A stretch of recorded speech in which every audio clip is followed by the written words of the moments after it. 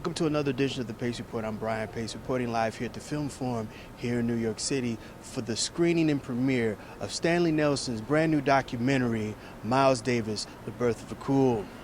For the last week, Mr. Nelson has had question and answer forums with the nephew of Miles Davis, Vince Wilburn Jr., as well as special guests ranging from the great Quincy Troupe, who wrote the autobiography Miles, as well as James Mtume and Lenny White and the talented Wallace Roney, just to name it in his few.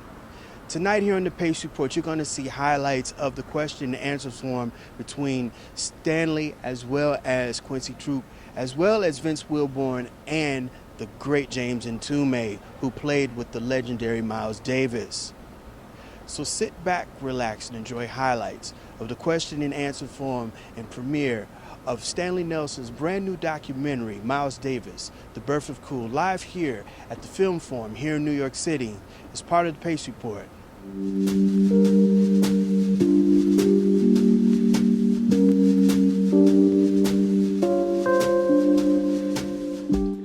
I felt that when we started thinking about doing the film of Miles, that we could do this film without narration. I kind of knew Quincy a little bit, and I saw him at a party, I think it was, and he said that he had tapes of Miles, these little cassette tapes, that's how they wrote the autobiography, by sitting there with these cassette tapes and just talking to Miles. And Miles and Quincy would just talk, and he had 40-something tapes. And we arranged with Quincy to get the tapes, and we got them, and we tried to use them for, I don't know, 6 or 7 months. But the problem was that, you know, those old style little cassette recorders, and I think they basically used the internal mic, so the sound wasn't great. And sometimes the TV would be on in the background. And sometimes, you know, they'd order dinner or lunch, and they would start eating, and you know, it was great as a research tool, but it was hard to use to fashion a narrative for a film because the sound was just not great. And so finally we gave up, and we said, you know, there's the autobiography that Quincy wrote, and also some interviews that Miles had done in the last years of his life. And we'll get an actor, we got a great Carl Lumley to kind of voice Miles' his voice from the autobiography and a couple of other things. And that's how we ended up doing it. But we tried using those tapes for a long time, you know, because that was really Miles' voice, and it would have been nice, but it was just too much of a compromise for the sound. I grew up in St. Louis, Missouri, and the first band he played in, you saw his band, Eddie Randall's band, was my cousin, and so he played in that band, and one day I was just talking to him. He said, "Well, you know, have you ever heard Miles Davis?" And I said, "No, I heard of him, but I don't know him because I was young, you know." And so he said, "Okay, well, you'll probably get to know him. You know, he played in my band." And I said, "Oh, really?" And so one day we were sitting. I went to a place, a fish place in St. Louis, and I went in there, and these 4 guys were sitting there eating. You know, they were eating, and so they looked real hip because they had ascots, and you know, in St. Louis that was weird. They had ascots and sunglasses, and this music was on the box, you know, on the record player. So I went and sat behind them. I was about 15 years old, and I sat behind them. Thought I'd get to hear some hip stuff and all that. And they were talking about the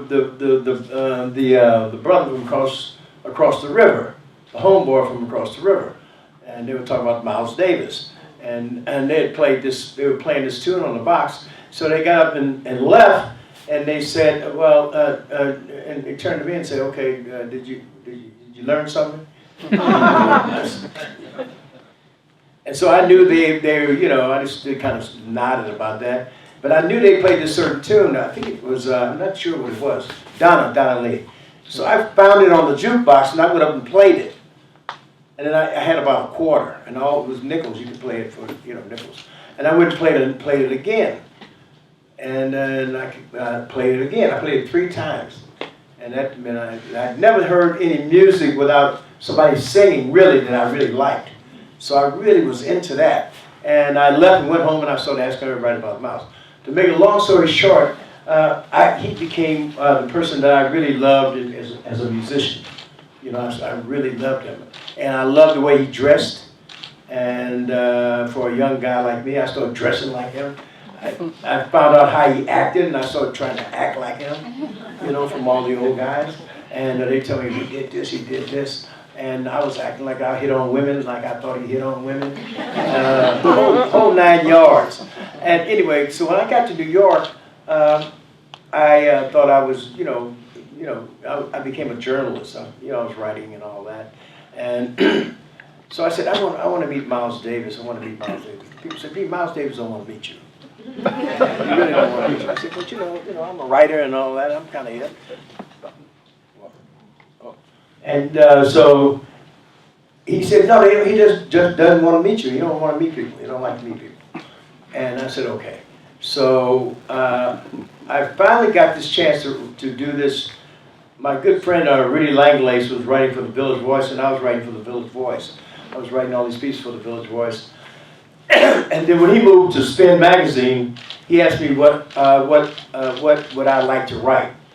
And I said, I'd like to write a piece about Miles Davis.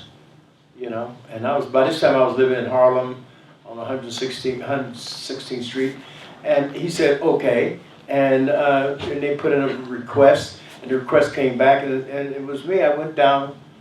He was living on 79th Street and Fifth Avenue. What year was that? This was 1985. 1985. I can tell you it was probably June, July, and I went down to his apartment on the 14th floor.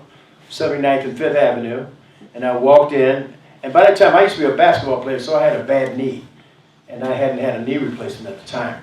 So I go in, and he's standing, and he's painting, and he makes me stand up. So I'm standing up 25 minutes, and I'm getting mad as hell. Now what I forgot to tell you is that he had stiffed me a couple of times at parties. You know, he had he just wouldn't speak to me. Period. He shined me on and all that. So I had that in my whole head. And so when he was standing there, and I'm standing there, and he's painting, and he don't say nothing to me. You know. So I finally said, sit down. So I go around the table, and I sit down. And I'm looking at him, and he's looking at me, and he reaches across my dreadlocks were thicker there. He reaches across the table and grabs a handful of my hair and goes, how you get your hair like that? So I hit his hand. Bang! He jumped back and he said, are you crazy motherfucker? I said, no, I ain't crazy, man. I said, Miles of space, Quincy space. Miles of space, Quincy space. Just because I'm here to do an interview with you, don't give you a fucking right to invade my space. So he looked at me and said, where you from? I said, St. Louis. He said, I know you crazy motherfucker. So then I say, yeah, but the first band you played in was my cousin Eddie Randall's band. Eddie Randall was your cousin? I said, yeah, Eddie Randall was my cousin. He took the glass, his dark glass off, he took the glass off, and he looked at me and he says, well, motherfucker, don't sit there like a ask me a fucking question. So I was supposed to be there an hour and a half. Okay? And so I ended up being there 12 hours. He cooked for me. He did all kind of shit. I had to call my wife and tell her, Margaret, I'm still here with him. I'm still here with Miles. You know, he's walking around here eating and he's cooking and all that. She says, can I speak to him? So I said, Miles, my wife wants to speak to you. So he said, okay. So I give him the phone, and she said, oh, hello, hi, Mr. Davis. Hi, Mr. Davis. I just love you, Miss. He said, call me Miles. So that was it. And he asked me, if you need some more stuff, come call me again. So I called him, and I have to finish this, and then I'll pass it on because it was long. I had a Saab, 1983 bronze Saab.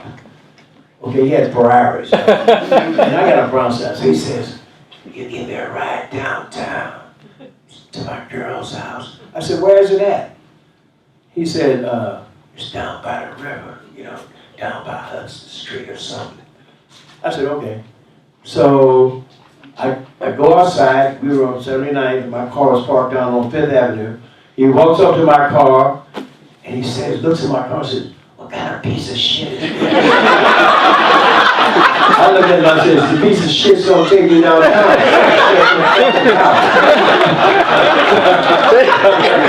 So he gets in the car and I drive him downtown. And I let him out and he says to me, okay, thanks, man, and everything. He said, here's all my phone numbers. All my phone numbers in California, everything. He said, don't give them to nobody. So I take the numbers, look at them, I said, oh, okay, man. I said, what you think I'm gonna do? Walk down 5th Avenue and say, yo, anybody want Miles' telephone number? This is Miles Davis's phone number.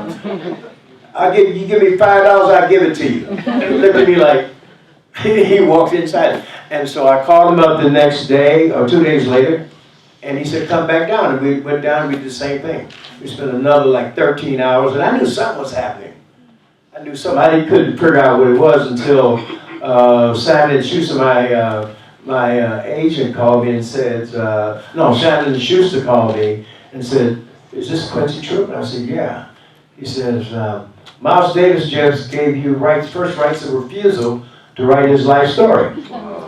So by the time the piece that came out and spin, it was a 2-part piece, big piece. And I said, I didn't know, I thought they was joking. Yeah. So I said, are you joking? He said, no. I said, well, he ain't joking, motherfucker, call my agent.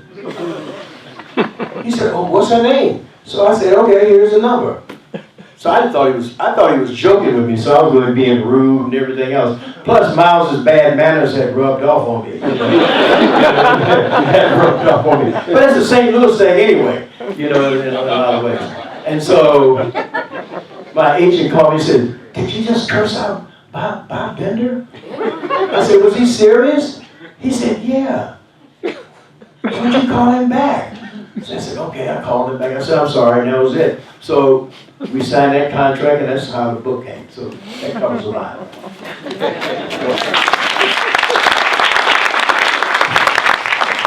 How did you all meet? Just in the process of you making the documentary, or over the years? We had met before. Yeah, we met before. I knew his sister. You knew my dad. His dad was great. Yes, we His dad was really My great. dad was a real character. I used to see him in La Jolla. Yeah. Walking down the street in La Jolla. Hey, you're Quincy Troupe. I'm so-and-so. As I said, we started talking at a party. I think it was at my sister's house. Yeah. We started talking at a party, and I found out that Quincy had these tapes, and we used to get them. And that's how we started. Was it difficult to coordinate? How long did it take? The film took about 2.5 years. We were in the edit room for a long time. I mean, I think that's one of the things that makes this film, and that's one thing I've learned, from making documentary films for a long time is that, as much time as we can spend in the edit room, we do. We try to be really productive in the edit room, but there's nothing like the time to make it kind of sing, So we were able to pretty much do what we wanted with this film. We used all the music that we wanted. We had an agreement with Sony, and we had an agreement with Miles' family, we're still trying to figure out how to pay for it. So there'll be a hat outside. But we used pretty much whatever we wanted and figured out how to pay for it. Just amazing. Thank you so Hi, much. Stanley. It's Nicole. I have a question for you about Frances. I found it so intriguing. And there's a saying, behind every great man, there's a great woman. And I think your documentary epitomizes that with all the great women that you feature in there. I wanted to know, at one point in the process of creating this documentary, did you interview her? Because you gave her so much space. And I think she's kind of like this cohesive glue that kind of, you get a real sense of who he is. And I just wanted to understand, how did her interview impact your filmmaking? Great question. So we interviewed Frances about 2 years ago, I guess. I should say that unfortunately Frances passed away right after Thanksgiving of this year, and unfortunately she never got to see the film. And you know, we all imagine what it would be like to be sitting here doing Q&As with Francis. I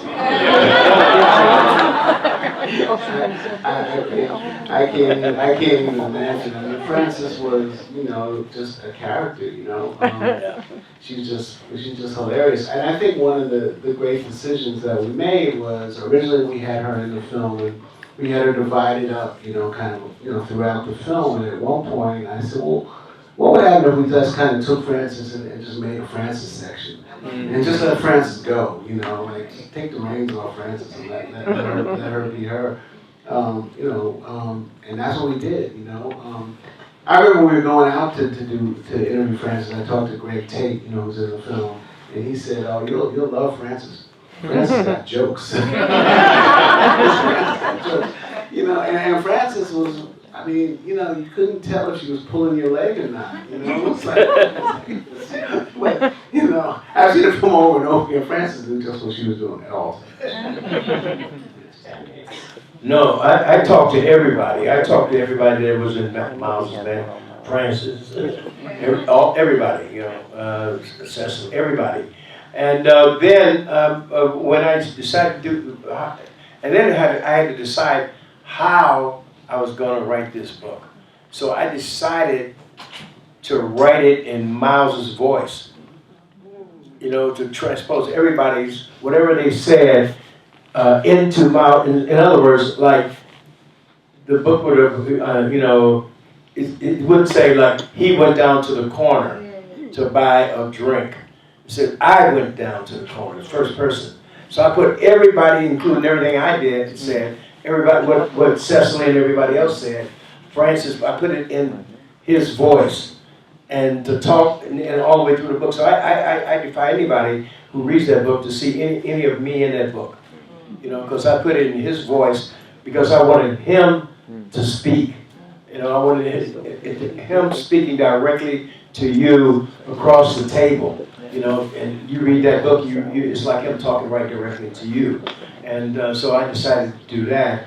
So a lot of people got mad because they thought they got left out. But I used their words and put it in his voice. And when he talked about them, you know, give me your take on this documentary. So much respect for Stanley Nelson as a filmmaker, and profound respect for Miles, and them coming together of the two was a very, very rewarding experience. I encourage everybody to come see this film. Support Miles, support Stanley. All right. Well, first of all, thank you. It's always better to be seen than viewed, you know. So I'm glad to be here. So if I can hopefully answer your question. One of the many things you got from Miles was understanding the need for courage. Now, a lot of people say, well, when he plugged in and went electronic, he was selling out. How the hell was that selling out? What Miles was clear about was that in order to create new music, you must have access to new sounds. And also, you learn courage.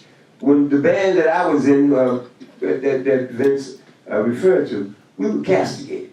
Every place we played, it would be packed. But then the critics, you know, the next morning would write, man, this is bullshit. He's doing what Miles lost his mind. What Miles did was push the envelope to a place where the critics was so self-consumed, they didn't want to ask what we were doing. They wanted to write about it. And what I always say is like inviting Kool-Aid drinkers to a wine tasting contest. They didn't have the palate. And again, thank you. Yeah, I did go along with my writing partner. I found out Lisa was here, his daughter. You know, we went on to do several things that were very successful. We wrote The Closer I Get to You with Roberta Flack and Donny Hathaway. Stephanie Mills, Never Knew Love. Phyllis Hyman, You Know How to Love Me. And we, my own band, we did Juicy Fruit and a couple other things. But that's all Miles. You can hear it in there. Miles did not change because he was adapting to get a new audience. He changed because he was experiencing metamorphosis. That's change. Adaptation, you're just trying to adjust. He changed. And as a result, changed all of us. I just wanted to throw something out. First of all, this is the quintessential work that I've seen on Miles. And I've seen just about everything. And it covers basically the acoustic period. And this is the point I want to make. There's a two-parter here. When Miles was playing acoustic jazz, he had a direct influence on all of jazz. When Miles was electronic, he had a programmatic influence on all of music. I remember when seeing the Rolling Stones. I've talked to Dave Matthews, Steely Dan, Lenny Kravitz, and all the rappers. You'd be surprised the influence that Miles' music has had on a generation that's not here. That's the young people. And I would love to see a documentary that's done on that. The influence of Miles on the corner. Children of the corner. You get it? I mean, it's as I said it is, the quintessential documentary that I've seen so far from Miles. It deals with his acoustic period, and it makes up for that horrible Don Cheadle movie, which I call Sketches in Pain. What were some of the most important memories of Miles as he imparted knowledge on you on that band stage for 5 years? Courage. Don't be afraid to change, embrace it. A lot of cats, especially musicians, that came out of the jazz genre kind of stayed where they were. The lesson with Miles was constantly break your rear mirror so you can't even look back. All you can do is go forward. What do you want people to take away when they watch this documentary? Well, I want them to take away what he did. And as I said in there, I also want them to understand what he's laid out for the next generation that's not covered, the electric period. That needs to be a documentary. How he influenced Kendrick Lamar, people like that. But a lot of people don't know that connection. He's still moving on. Miles ahead. It's hard to take it out and do it the right way. This is not the Marvel company. We don't have the millions and millions of dollars for marketing and push and be on sides of buses and shit. So we're talking to corporations, and real soon we're going to do take the documentary, everywhere in the world, hopefully, and have the We Want Miles traveling exhibit with the art out in the world, globally, and in Newark. Yeah, I should say about the film, we started out, the film just premiered 2 days ago. 2 days It's like ago. a long time, but it premiered on Friday here, and it'll be here for at least 2 weeks. It's on all day, every day, so let people know. And then it's going around the country. We started out, here on Friday. It'll start in LA next Friday. That's kind of an Academy Award qualifying thing. So it started in those 2 cities, but I think we're in 40, 50 cities already now. And if you go to milesdavismovie.com, you can find out all the other cities that we're going to and let people know we're going to every place, including East St. Louis. That's a private joke, because this woman stood up yesterday and said, "I know you're not coming to East St. Louis." We said, "Yeah, we are going." As a matter of fact. And then to get the schedule here, you go to filmforum.org and you can get the schedule.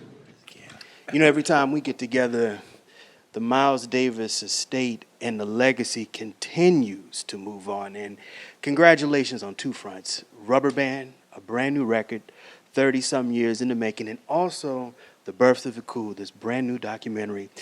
Tell me about, first of all, why this record took so long to be released. Well, it took so long because Ryan, they reached out to the family, to Aaron, Cheryl, and I, my cousin Aaron Davis, Miles' son, and Cheryl Davis, Miles' daughter, and wanted to know if we had any interest in releasing this project. So after they sent the files, Aaron and I took a listen, and we thought maybe it's a little too dated. How would we go about kind of, sprinkling some modern ingredients on it? And I reached out to the composers and the producers of the original project, Randy Hall and Zane Giles, from the 80s. And so we listened, and we went into the lab. All of us have recording studios. So we started coming up with ways to kind of modernize it, for lack of a better word, to bring it up from take away some of the 80s sounds, but keep some of the 80s sounds, you know what I mean? And sprinkle some things on. And then I said, well, how about some vocalists? And so I started thinking about some of my favorite vocalists. So I made a call to Lettucey and to Layla Hathaway. And that's how they came on the track, you know. And then we reached out to certain musicians that originally played on the track, and then some new ones, like a kid named Isaiah Sharkey, guitarist who's out with John Mayer from Chicago. A lot of Chicago connections on this. You know. Now, I understand, and I did some research on this record. Originally, when this album was recorded, Miles had visions of Shaka Khan and Al Jarreau on this record, but also there's the back end of that. Miles recorded on Shaka's CK record at the time, about 87, when she dropped that record. For some reason, I think we tried to reach out to Shaka, or she was touring, or I don't know what happened to that communication. And concerning Al Jarreau, we were trying to get him, and always thinking about him. Then he eventually, we lost him. Passed away. So we started thinking about other artists, and we reached out to Kim, the artist Kim from Detroit. He was busy in his project. Jose James is a good friend. He was busy touring. Gregory Porter, he was busy with his record, touring. And then we reached out to Bruno Mars. And Bruno said a year and a half he'd get to it, but we didn't have a year and a half to wait.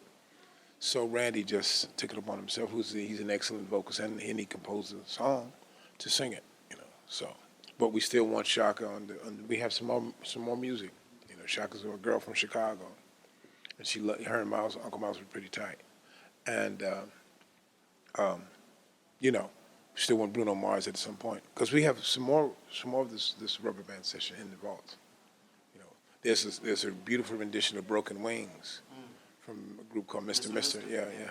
So we're going to get to it. And there's a collaboration with Prince and Uncle Miles that we're talking to the Prince's estate, to release that also. Vince, now you play drums on this project also. The beautiful thing about carrying on Miles's legacy too, the artwork. The artwork is Miles's original artwork. Yeah. With the art direction at Rhino and the art directors, we try to figure out what was the best way to symbolize this music and these lost tapes. So what better way to do it than to include some of Uncle Miles' art? So we went through the sheets. We have these one sheets of numerous paintings, sketches, and Aaron and I and the family agreed on that, the one you see on the album cover, and Rhino agreed. So that's how it happened. The record drops September 6th, and I understand too you guys have a vinyl version, CD, and you have a digital. Yes. Vinyl, streaming, CD, and look at this. This is from the jazz. That's dope. Yeah. Show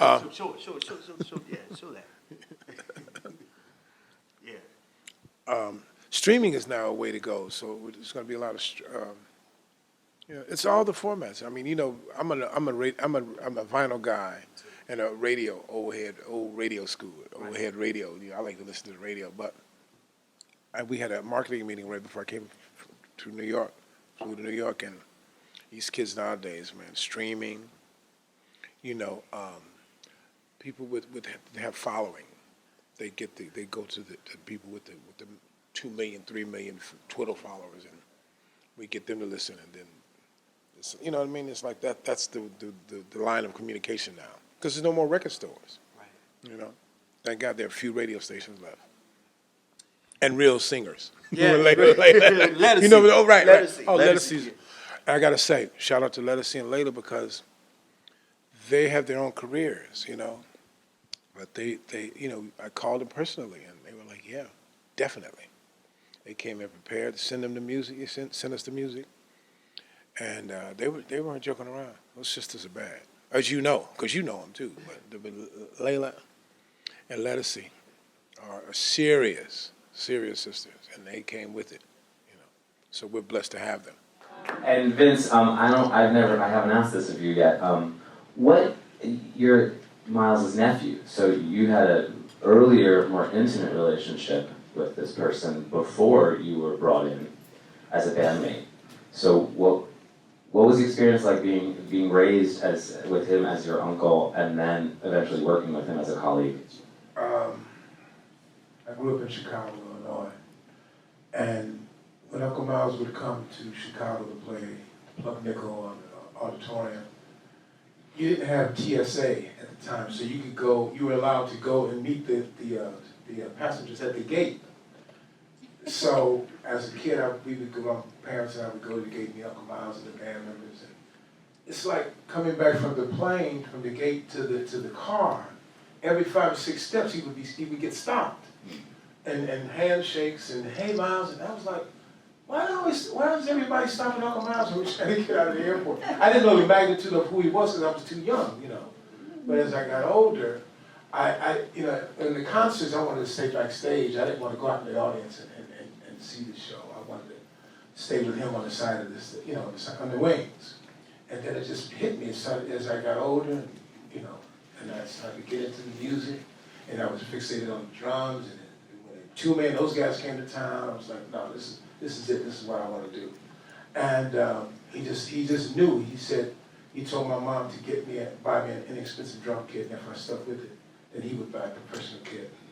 That was it. And I tore that kit up, and he sent me a Yamaha kit. But these guys, I was like 5 to 10. You know, those years when you couldn't decide what you wanted to do as a kid. But when Mtume and those guys came to Chicago, they played the Auditorium Theater, it changed my life.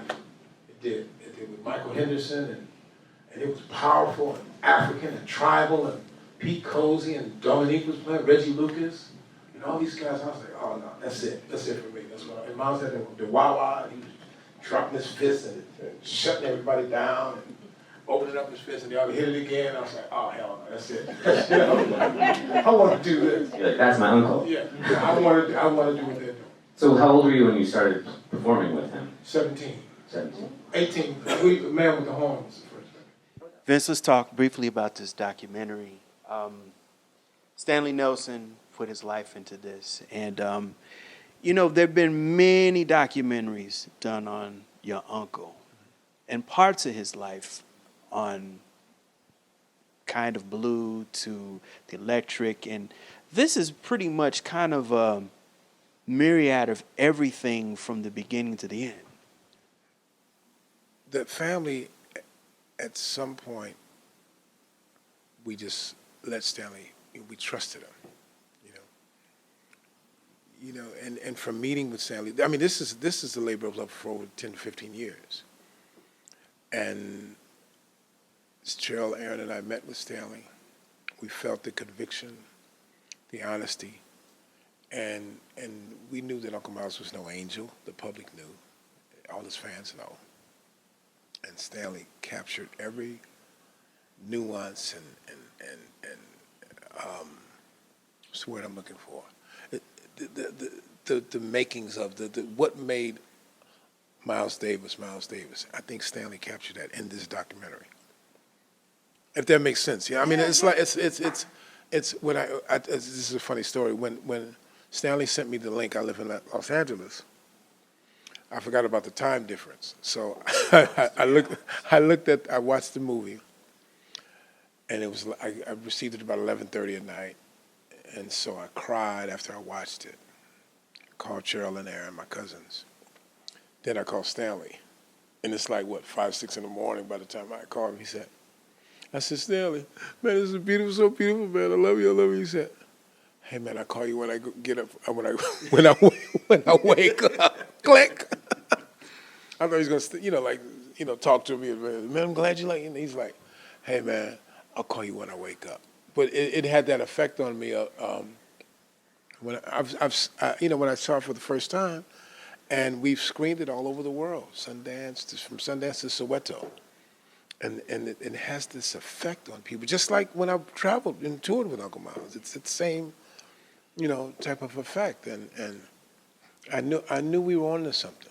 I mean, the Miles Ahead thing was for was great because Don Cheadle is an amazing actor, and it was directorial debut, and we won a Grammy for the soundtrack. But this is different. Herbie said for Miles Ahead, he was like if your uncle was Herbie Hancock. This is like if your uncle was having a dream, and I kind of was digging that, his analogy. But this documentary I can't wait for you to see it, man. It's incredible. Now the documentary has opened in L.A. It's now No. it hasn't opened in It L.A. opens here because Stanley wanted to open it here. He's a New Yorker, native New Yorker, so we start here tomorrow night, August 23rd.